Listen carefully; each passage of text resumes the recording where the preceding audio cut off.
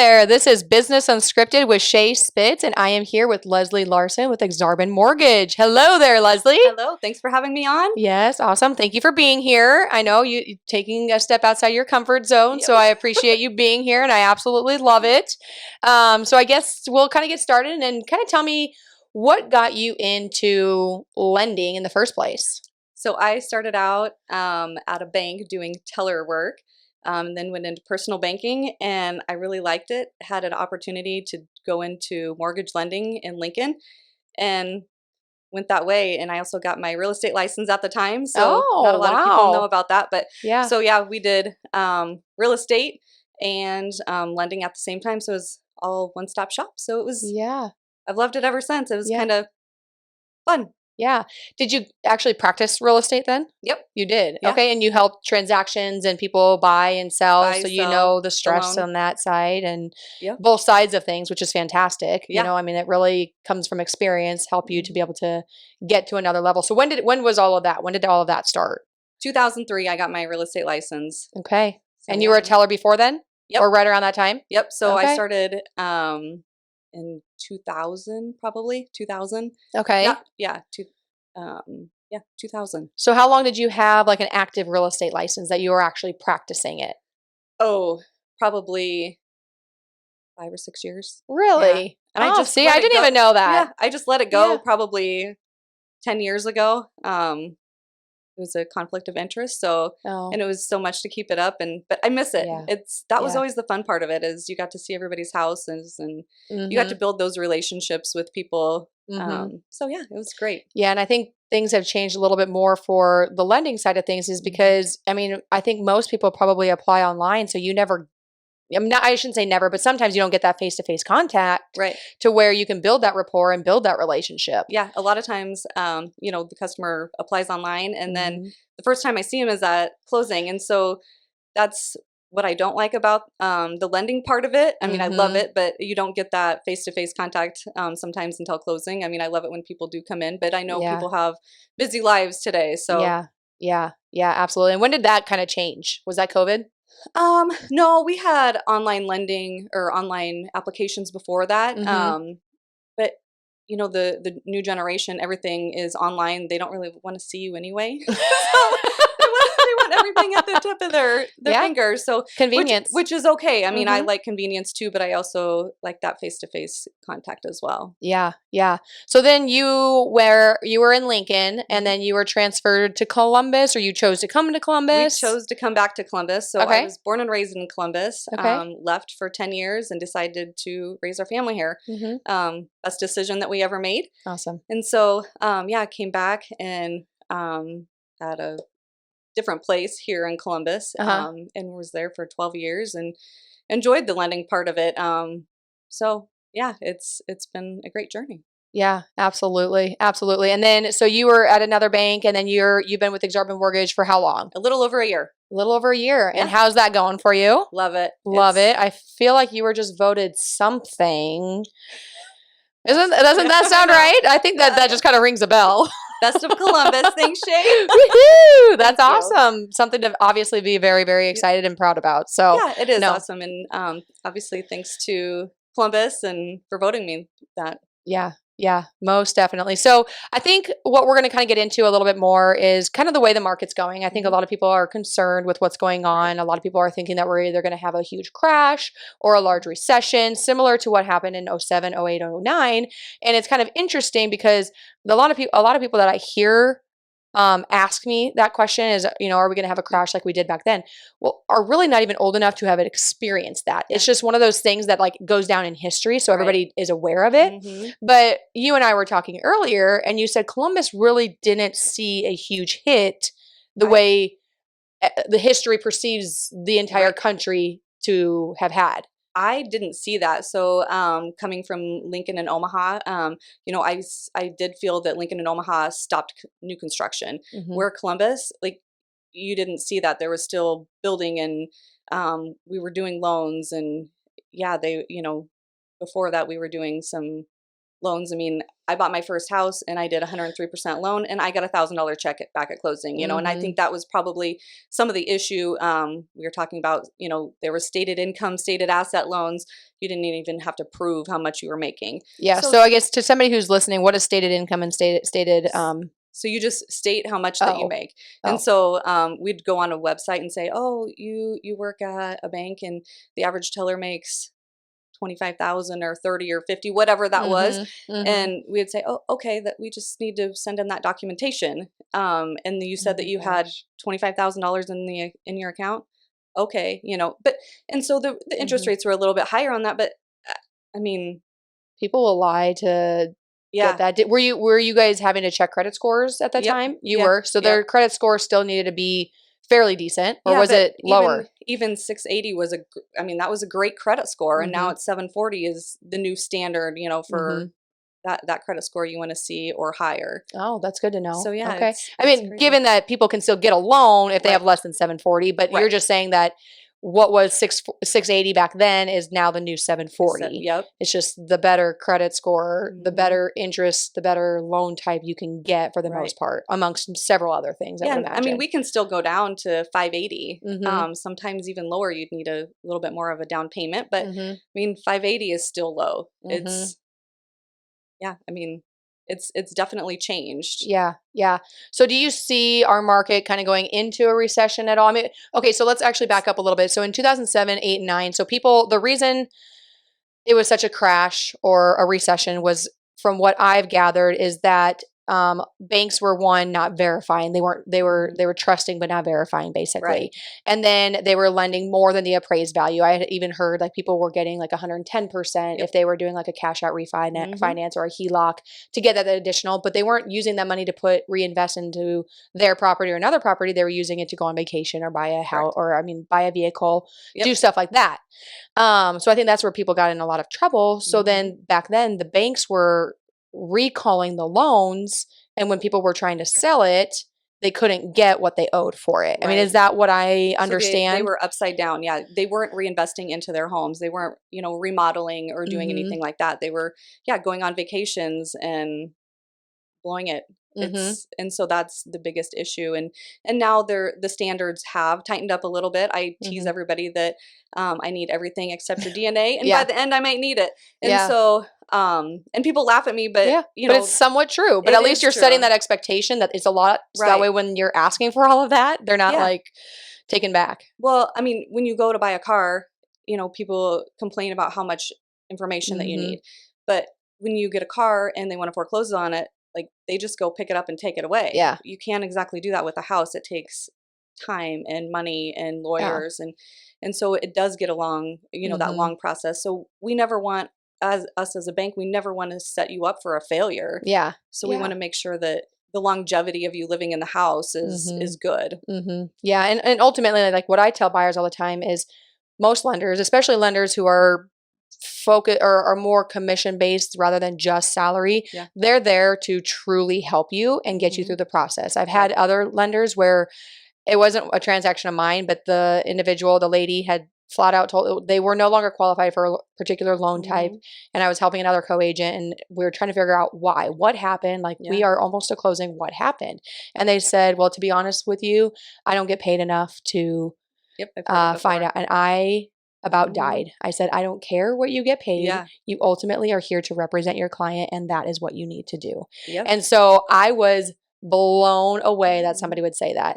So even just since then, or even prior to then, I always noticed the huge difference in customer service and just looking out for the buyer's best interest, because you're not going to approve somebody just to get them approved. You know, you're going to look at everything to make sure that they're going to be able to afford the home, as long as nothing catastrophe doesn't come up. But you can't see the unforeseen. But we do full pre-approval, so we do send not every loan, but we can send every loan into our underwriters, so they go through it with a fine-tooth comb. And so I think that you have a lot more buying power, you know, in that seller's market.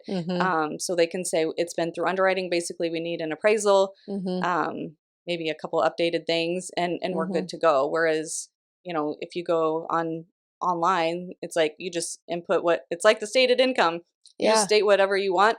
They give you a letter and there you go. And you think you're good. And you think you're good. Yeah. I mean, I lose sleep if I mean, it's my reputation that's on the line. You know, anybody that's out of town, they don't have that skin in the game. They don't care. It's just another transaction to them. Yeah. Yeah. Now, how would you, so we're going to kind of go back to, or I guess if you could explain to anybody listening what the difference between a pre-qualification and a pre-approval, because those are obviously a big difference, but the tough part is if the reciprocating agent doesn't understand the difference. Right. That's where it's a struggle, because somebody who's a little bit more experienced or at least understands the difference will know, okay, well, these offers are the exact same, but this one's, you know, the pre-qualification and this is the pre-approval. There's a difference where a lot of agents are not looking at that and may not understand or realize it. So then that gets to be a little bit tricky as the buyer's agent when you're like, but do you understand? Right. I mean, you don't want to explain it every time. No, but so a pre-qualification, you input everything. It has not been through an underwriter. That's a pre-qualification. A pre-approval has gone through the whole underwriting process. We've gotten pay stubs, bank statements. It's gone through an underwriter. It hasn't gone through just an automated system. It's gone like the underwriter that's going to be approving the loan has done it. Basically, we need an appraisal yet. So what is an underwriter? I know, but so the underwriter verifies everything. They verify the income. You know, you get a pay stub, you get a verification of employment. You give the bank statements. If there's large deposits, where did those come from? They're looking for money laundering. There's so many different things to look at. And so they're going through that with a fine tooth comb and looking at that, where maybe as a lender, you know, for some reason, you know, got busy and we've missed this part or whatever. I mean, obviously we try to do our best, but the underwriter is the ultimate. I can say, I think it looks great, you know, and 99% of the time it's fine, but it's that you never know when that 1% or a recent change may have happened. And so they're all up to date. Well, I even had a situation where I mean, nothing was caught, but then when the title search was done, there was back tax liens. Well, that didn't come up even in the underwriting. That didn't come up even on the background check. Nothing. It was in the title search. And I don't fault the buyers either, because they're like, well, you know, I mean, nobody said anything, and they may not. I don't even think they realized, you know, how much was there. And so they're like, okay, no, we're good to go. And we were a week from closing, or a week and a half or something. We got the title commitment back, and I'm like, never seen this before. So what does that mean? Like, that's a little fishy. But even the underwriting process, they typically aren't going to catch that. No, that's what I mean. Like it was already through the underwriting. It was the title search that came back. And that's when we were like, right. Yeah, because back tax liens didn't affect their credit score, which I think is absolutely insane. And so, but yeah, I mean, fortunately, we were able to make it work, and we found a way around it. And they were able to close and stuff a couple weeks later. But so it worked out. But yeah, I mean, underwriting is crucial. But then there's some things that they can't always see either. Absolutely, the unforeseen. It makes a big difference. So we're gonna kind of jog back to like the 08, 09 recessions, where everybody is like, oh, you know, that's kind of what we're looking at. Do you foresee? I mean, interest rates are kind of hovering probably a little bit lower than really what they were even back in 08, 09. Is that correct? Yeah, it is. I mean, I bought my house in 2000, around there, 2000. Let's see. 8. I would have bought it in 2008, and it was about 6.5% then. Yeah.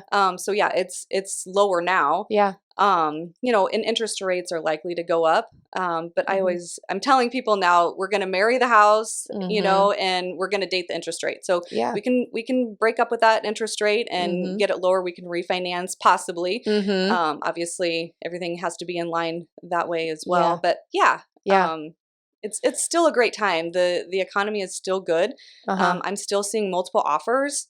I don't know about you. I'm sure you are as well. I'm seeing both. I've seen multiple offers, but I've also seen properties are sitting a little bit longer. But I also think that it's more of like, it's a busy time of year. Summer, people are busy. Where I know, like when COVID happened, everybody was sitting at home. So everybody's like, well, if I'm going to buy, I may as well buy now because I have nothing else to do. So that was why I think it picked up so much then amongst the interest rates. But I think it's because people didn't have anything to do. Where now everybody's like, go, go, go, go, go.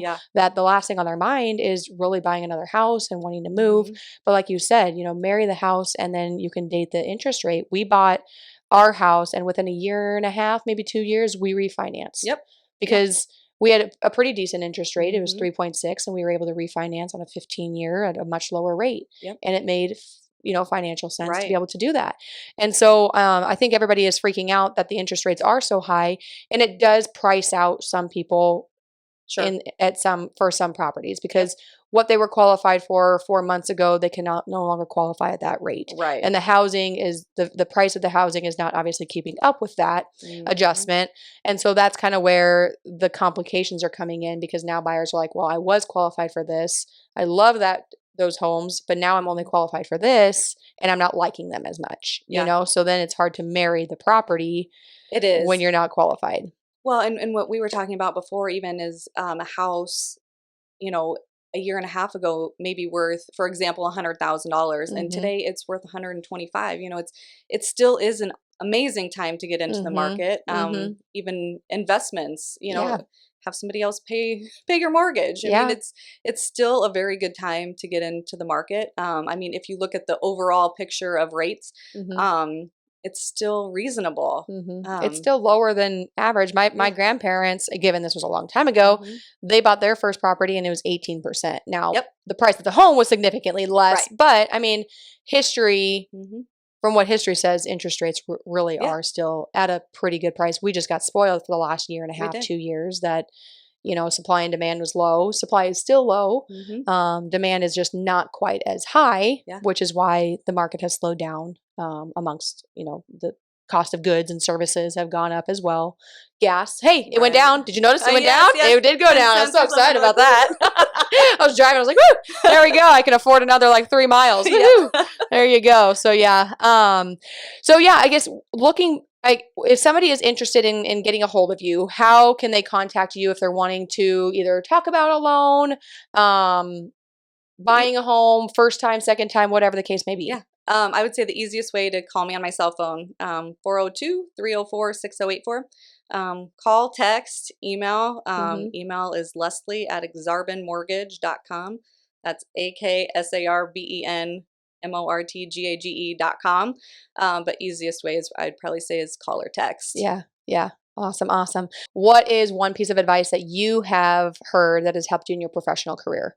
I would say, everybody, it doesn't matter where you are in the totem pole in any company. I think everybody has great ideas. Hmm. It may not work, and there may be a reason, but it doesn't matter if you're a CEO or the lowest person.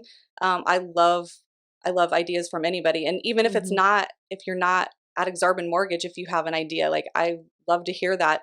It may make my life easier. Yeah, yeah. I'm gonna kind of piggyback off of that, because I remember when I first started out, I was shadowing with Renee, and we were going to these big homes, from my mind, because Yeah, I'm from a smaller town yeah, and I'm not used to these big luxury homes. right.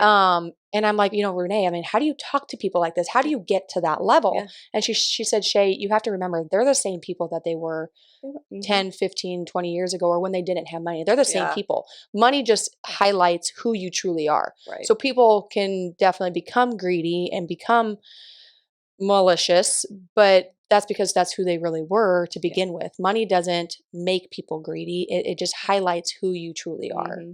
And so Absolutely. I've learned that over the years, that the richest people who built wealth on their own, or the people who have built the wealth on their own, who really started from nothing, Mhm. are the most giving people in this Absolutely. world. And it is, and the most giving financially, but also like Mhm. time and energy and wanting to help other people. And it is absolutely amazing. So these people get a bad rep, but it's because there are, bad people. Obviously, They've there's. started at the bottom and worked Hmm. Hmm. their way to the top. Yeah, yeah, They've done it all on their own. yeah, absolutely. So I appreciate you being here, Thank talking to me through you. all of Yeah. this. So anybody who's listening, if you would go ahead, hit that subscribe button so you can keep up on all the new podcasts that we put out every week. If you like this information, please leave us a review, because that'll get out more information to other people who want to hear what we have to say, or what I have to say. So please hit that subscribe button, follow, like, invite people to view it, and thank you for listening.